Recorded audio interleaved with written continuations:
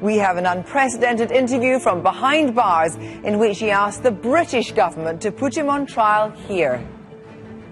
I would urge the Director of Public Prosecutions to please put me on trial in this country and to find out what has gone wrong in my case. On Tuesday, he'll learn his fate. I'll be speaking to the US legal attaché about our controversial extradition laws, and we'll be debating whether they need to be changed. Newsnight has learned the government is gearing up to charge for freedom of information inquiries, which David Cameron has described as furring the arteries of government. The rigours of the Freedom of Information Act, that so-called mallet, have shrunk the space in which politicians feel that they can talk freely, so much so that the back of a London taxi may actually be the last place they feel they can have a conversation privately and honestly. And last night, the candidates for London Mayor challenged each other on Newsnight to reveal the tax they pay. I'm happy to publish details of everything I've earned in the last 4 years. Are you going to do the same? Of course I will. Well, tonight we'll tell you what we found out.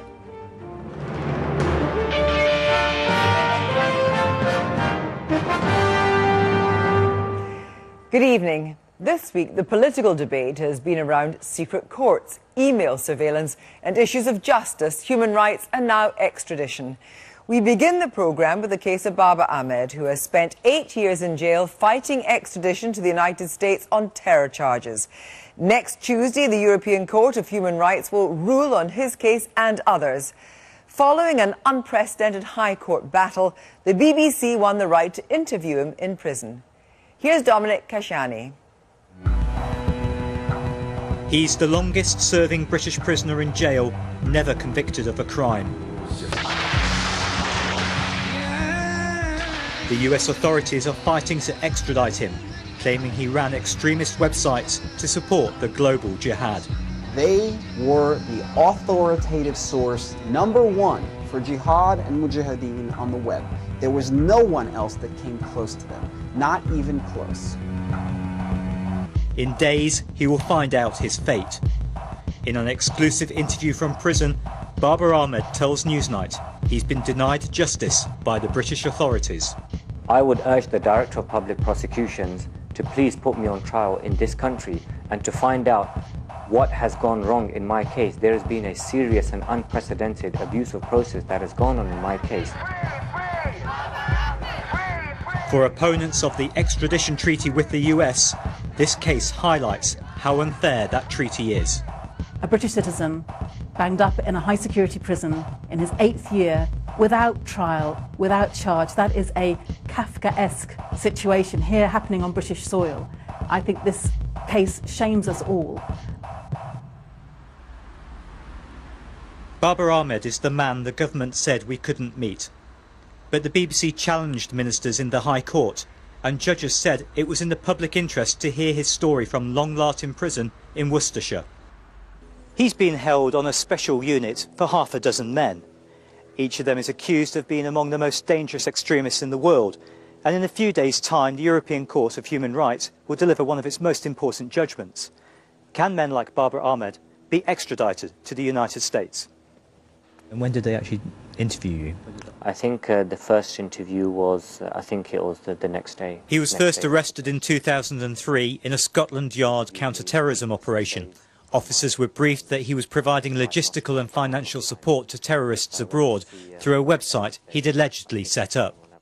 But days later he was released without charge and accused the police of assaulting him. So you see that the air is very swollen and I had bleeding in that air. Just another shot. I was punched all over my body, I was kneed, handcuffs were placed on my wrists and they were slid until I was screaming in agony. They took me in the van and for the next 20 minutes there was more abuse, punches, more abuse of the handcuffs until my throat became dry from screaming. Last year, 4 police officers were prosecuted for assault and acquitted. The trial came after the Met admitted the assault happened and paid Babar Ahmad £60,000 in damages. Months after he was released, he was rearrested by Scotland Yard's extradition unit. Now he was wanted by the Americans.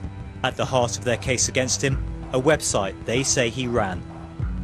No matter where they're hiding, be it a cave, be it in the ground, be it in a safe house, or in the dark corners of cyberspace. Law enforcement is there as well.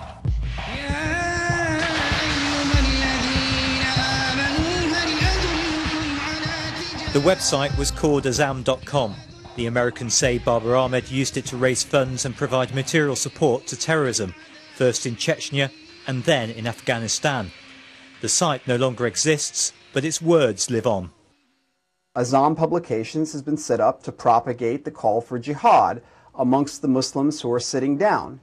The purpose of Azam Publications is to, quote-unquote, incite the believers, and also, secondly, to raise some money for the brothers. Evan Coleman is an internet extremism consultant based in New York. He's likely to give evidence if Babar Ahmad is put on trial. He came across Azam.com during his university research. It didn't take long for me to find Azam Publications because it was the undisputed king of jihadi propaganda on the web. He shows me graphic footage filmed in Chechnya.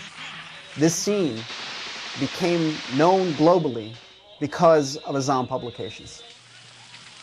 You have here foreign fighters dragging the bodies of dead Russian soldiers out of this convoy they've just ambushed. This is something that nobody has ever seen before. The leader of the group then machine guns to death a wounded Russian soldier. This video is going to appeal to people who are so angry and are so furious and are so mobilized that seeing people being murdered on camera, even soldiers, is something that is inspiring. I asked Babar Ahmad if he agreed with the Americans that this video had a sole purpose. They say that that material was used to recruit people for violent jihad, and that's why they want to put you on trial. If there was anything on there that broke any law of the United Kingdom, or if there was anything in there that was wrong, I don't understand for the last 16 years where the police and Crown Prosecution Service have been. But it's just a question of taste. It's just a question of taste and decency. Well, something like that is a war crime. Obviously, I don't support killing of wanton killing of captured prisoners of war. Did you run the Azam.com website, as the Americans allege? The right place for me to respond to all of the allegations against me is in a court of law, and that is why I call upon the Crown Prosecution Service to put my heart at rest and to put everyone else's heart at rest, and please put me on trial in this country. Babar Ahmad is a British citizen who grew up in a middle-class family in South London. As a teenager, he became sickened by events in Bosnia. He revealed to Newsnight that he joined a volunteer brigade of the Bosnian army and fought against the Serbs. Here were defenceless people to whom horrific things were happening, and everyone was just sitting, and the international community were having conferences and negotiations and talks. No one was really actually doing anything to stop the slaughter of the innocents. Bosnia was a turning point for some British Muslims. Al-Qaeda later tapped into the anger it caused, but Babar Ahmad denies he ever supported Osama bin Laden's jihad. Well, if by jihad you mean defending yourself and your home and your family, then of course I support that, as every human being should have the right to defend their home and their family and themselves. But if by that one means attacking innocent people or blowing up nightclubs or violence for political means, then I don't support that. After 9/11, everything changed for the man from Tooting in South London. MI5 installed a secret listening device in his home, and the Americans were slowly building their case. Investigators were alerted by a tip-off from a company tucked away in a quiet corner of Connecticut. Days after 9/11, staff at this web hosting company contacted the American authorities. They were concerned about allegedly extremist material found on one of the websites hosted here. That website was Azam.com. US investigators say the records here show the website was operated from Imperial College London, and that's where Babar Ahmad worked. This is a serious allegation that has been made against me. I've never been questioned about this allegation. I've never been shown the evidence against me. The alleged crimes were on computers in London, but the website was based in America. And it's this question over where he should be tried that's at the heart of Babar Ahmad's battle. The Crown Prosecution Service decided in 2004 he couldn't face trial, but the CPS has told Newsnight that it only saw a small number of documents seized by British police. Babar Ahmad says the rest of the evidence was sent directly to the US. So this was the resolution that was... That allegation has led to questions in Parliament, including questions about the role played by the Metropolitan Police. I would love to know exactly what happened to the evidence that they collected, how much of that was given to the CPS, how much of it went directly to the United States, why did it go directly to the United States, who asked for that to happen. I think there's a whole grey area here, very, very murky, and we need to get to the bottom of it, which is why I've called for a public inquiry. The Metropolitan Police say they carried out their investigation strictly in accordance with UK law. We completely reject any suggestion of impropriety. Babar Ahmad is appealing for an 11th hour review of his files. His lawyers have compiled a dossier on the evidence that could be used against him in Britain. They say other men have been prosecuted for similar crimes, including for having material that began life on Azam. So if they charge you with fundraising for terrorism? I would happily stand trial for anything that the Crown Prosecution Service decided to charge me with, because I wish to clear my name, I wish to get my life back. Although Babar Ahmad alleges he's been the victim of an abusive process, the US says everything was above board, and cases like these are what the extradition treaty with the UK is designed for. Here we have an example of transnational terrorism. That, in our minds, continues to go to the top of the list, so to speak. And so the example of having him extradited to the United States to stand trial for what he did as a violation of U.S. law is the rightness of the issue from our side. The US case goes wider than the websites and terrorist fundraising. Prosecutors say Babar Ahmad was sent classified material from a US sailor on board this battleship. Information, they say, about the ship's movements that allegedly could have been used to mount a terrorist attack. Babar Ahmad denies this. If he's extradited, he'll probably end up before a judge at this court in Connecticut. He wouldn't face the death penalty. He would have the opportunity to assert all the arguments that any other defendant would get to assert, and he'd be accorded all of the rights, the many, many rights that are guaranteed to criminal defendants under the United States Constitution, which is a very, very generous document to criminal defendants. If convicted, he faces life in this maximum security prison in Colorado. His lawyers say conditions there are inhumane. This is the core issue that the European Court of Human Rights will rule on next week. If judges say he can't be extradited, the British authorities face a dilemma about what to do with him. I just try my best to take each day as it comes. Either way, for Babar Ahmad, the clock is ticking. I'm fighting for my life and I'm running out of time. In a way, this interview is my last chance to try and convince the authorities here to end my nightmare by putting me on trial in this country. That report by Dominic Kashiani. Well, Babar Ahmad is not the only extradition to the US that has been controversial in recent times. The so-called NatWest or Enron 3, the alleged computer hacker Gary McKinnon, Richard O'Dwyer, the student accused of copyright offences, and the businessman Christopher Tappan have all had public campaigns.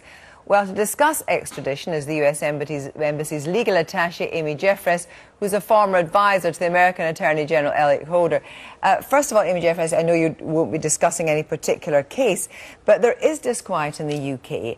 And in a sense, the kind of crimes we're talking about, which are online, cyber terrorism, are very much 20th century crimes, which is hard to decide where the site of the crime actually took place.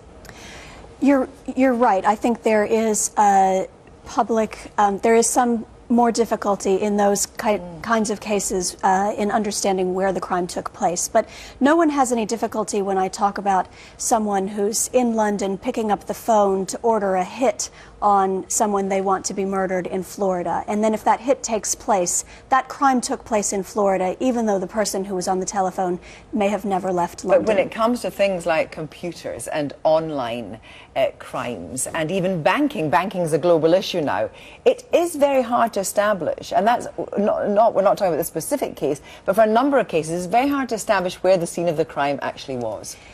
Computers really just make it that much easier to commit crimes all over the world, sitting right here in London. And that's why extradition is actually increasingly important, because crime increasingly crosses boundaries. And so that's one of the reasons, in fact, why the treaty is so important. Well, one of the suggestions is that there is an independent forum to decide, to judge where the scene of the crime actually took place, to decide, for example, between Britain and the United States, where this crime should be prosecuted, if indeed it is a crime, an alleged crime. What do you say to the idea of an independent forum?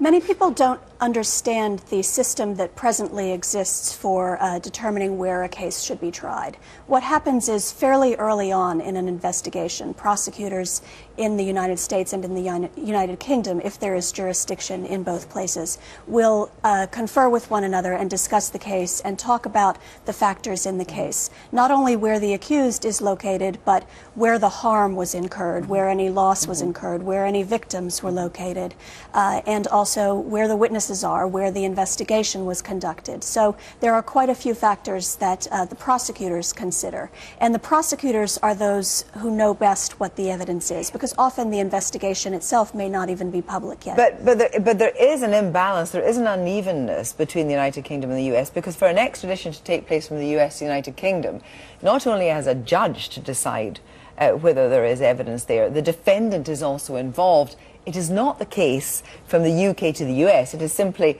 a judge deciding whether or not there is a quality of case. The defendant is not involved at all, so it is imbalanced. Many people think that's true, but the system that you've just described is actually a myth. It does not work that way. People in the United Kingdom and in the United States have the opportunity to challenge their extradition. And in fact, many people here in the United Kingdom have successfully done so, and 7 requests have been denied by the courts. But in the United States, people have a similar opportunity, and yet no one has been able to successfully challenge their extradition from the U.S. to the U.K.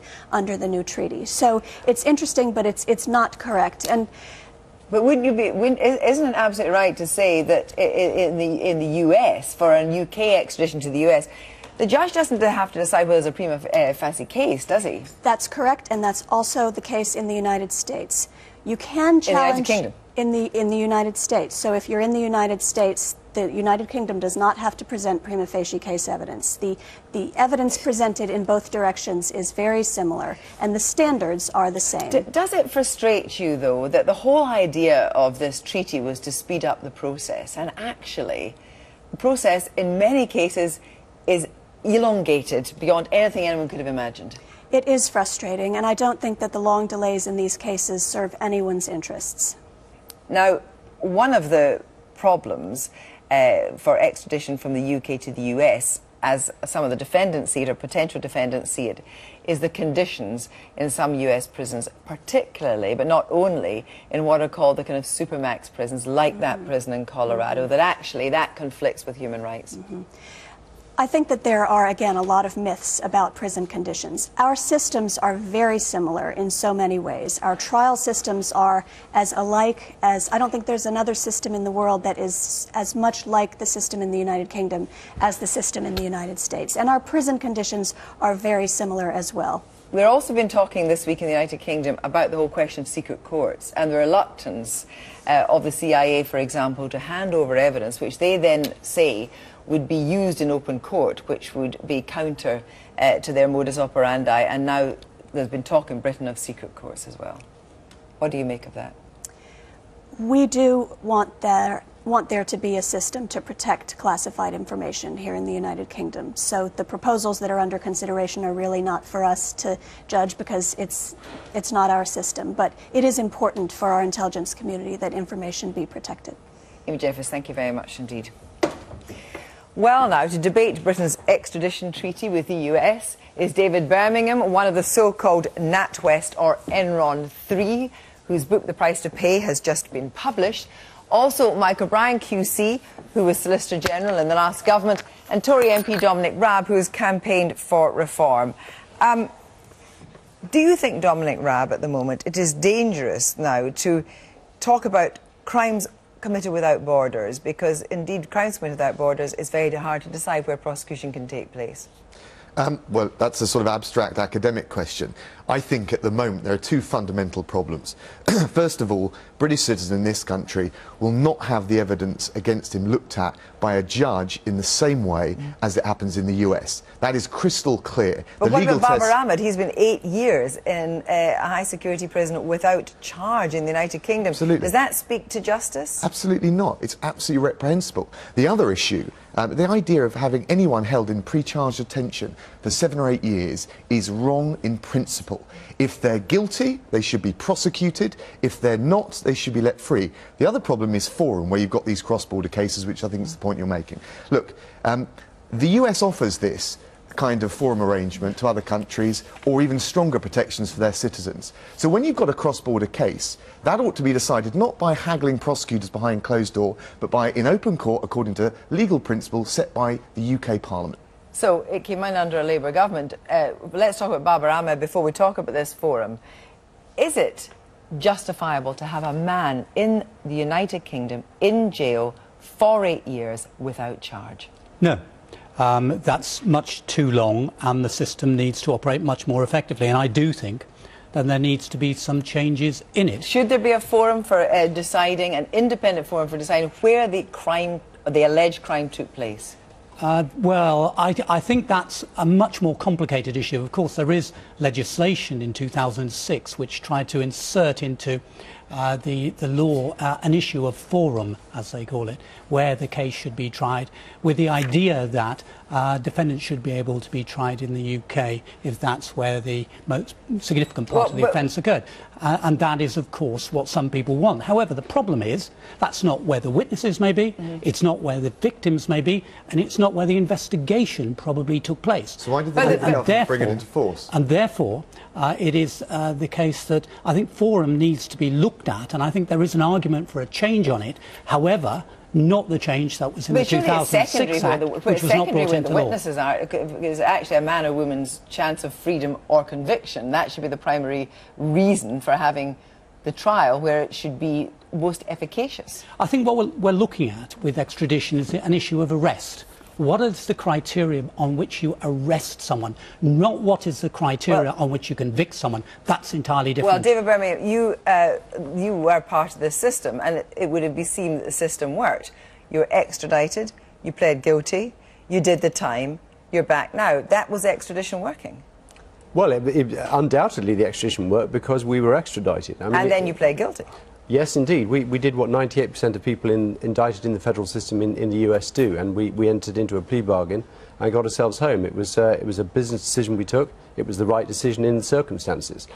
I think the issue, and particularly with this case, and it has striking parallels not only with our case but also with a terrifying case of a guy called Lotfi Raisi, is that there is no, as you yourself have identified, there is no ability for a judge to take a reasoned look at all the circumstances and say, hang on a minute, you know, given all of the circumstances of this case, and this is what we argued about ours, this ought to be heard, this ought more properly to be heard here.